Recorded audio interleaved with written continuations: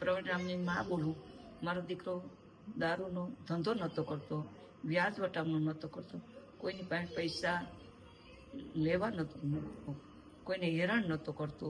ભાજપની સરકારને એ ન ગમ્યું એટલે અટાણે દિવાળી છે, અંજવાળું છે, પણ અમારા માટે અંધારું છે. હું મારા પ્રવીણને અહીંયા વરસદીનો દીકરો છે. બધાના પોતાના બાપાને એમ થાય પપ્પાને કે મારા દીકરાનો પહેલો જન્મદિવસ અમે ઉજવશું, તો મારો દીકરો અટાણે અહીંયા છે નહીં. તો સરકારને હું કહેવા વિનંતી માગું કે મારો દીકરો તમારે જે કરવું એ કરજો, મારો દીકરો પાછો પડવાનો નથી. એટલા મારા લોહીના ગુણીનામાં છે. અમે એને બધાય સપોર્ટ કરીએ. ખેડૂત માટે એને જીવ દેવો હોય તો એ દઈ દે.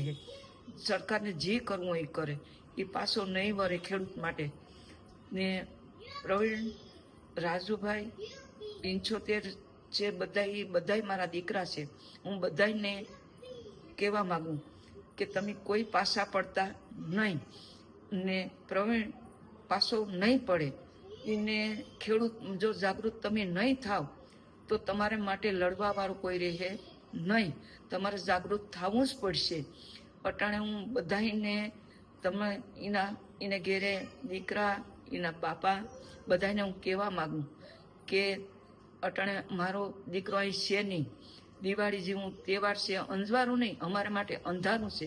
હું બધાને એટલી વિનંતી ખૂબ કરું કે બધાને શક્તિ દે ને બધાને હિંમત દે ને મારા દીકરાને સપોર્ટ કરે. એટલે એ હિંમતનો આરે લડવામાં એ ખૂબ એને ક્રેટ રહે. ખૂબ